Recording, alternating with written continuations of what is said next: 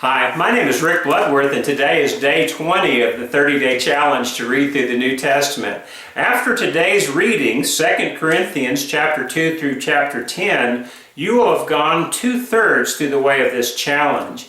And so you're well on your way to accomplishing something that you may have never done before. You may have never read the New Testament all the way through before, and if you have, you may have never read it so quickly in such a way as to get a really good overview of what God has called us to. The New Testament tells us about the life and the death of Christ. It tells us about the beginning of the church and about the early history of the church. It tells us about Christianity and what God expects us to do, not only in order to become Christians, but how we're to live after we've become Christians.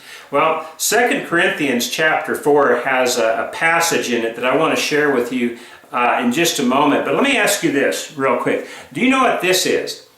Well, it's obviously a leaf, and it's obviously a very big leaf. As a matter of fact, this comes from the catalpa tree. Even though part of it is eaten, it still is big enough to cover my face. It's a big leaf. Well, this big leaf came from a tree that a few years ago, from all outward appearances, looked like it was dead. As a matter of fact, there were just a few branches that actually had leaves on them. We've been through a terrible drought in Happy, Texas. But then about 3 years ago, 4 years ago perhaps, something started to happen. We started to get some rain. And even though this tree looked dead on the outside, something was happening on the inside. And that something was that the rain was renewing the tree. And the tree was growing on the inside. We found that out a few years ago when one spring we look out the window and all of a sudden we see these beautiful blooms on this catalpa tree. And then shortly after that, beautiful leaves as well. Well, something that looked like it was dying on the outside inwardly was being renewed.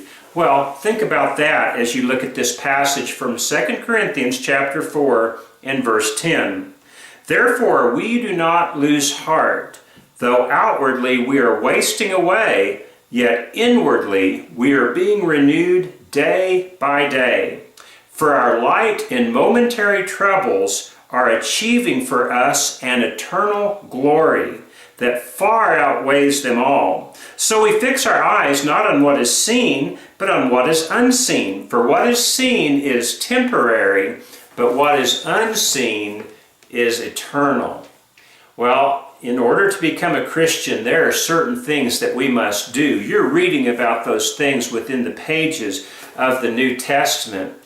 But as we look at ourselves from a physical standpoint, it can get kind of depressing. Our hair starts to get a little gray. Our eyes don't work as well as they used to. Our hearing is not as sharp as it used to be. Things don't taste quite the same as they used to, and all sorts of things happen to us outwardly. Outwardly, day by day, we're wasting away. But inwardly, if we're a Christian, we're being renewed day by day. God is preparing us for eternity. Think about this. Does it make any sense that the main part of your existence is supposed to be focused on the physical when it's only, if you're fortunate, 80, 90, 100 years, whereas our spiritual life, our souls will live forever? Don't you think that God has something pretty incredible planned for us in eternity?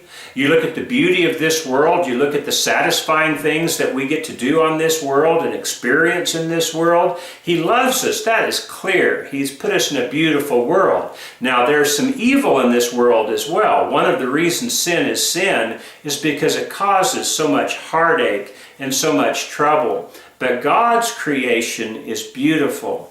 In eternity, we're going to be with God forever, and He's got something planned for us. Don't you want to find out what that is? Don't you want to find out that even though your outward body is wasting away day by day, what it means to be being renewed day by day inwardly? Spiritually, we're going to live forever. I want to find out what that's going to entail.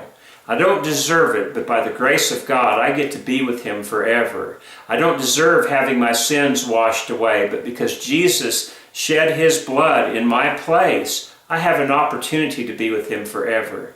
And I want to find out what that inward renewal means. I know what the outward wasting away means. I learn about that every day I get up in the morning, and I don't feel quite as good as I did the day before.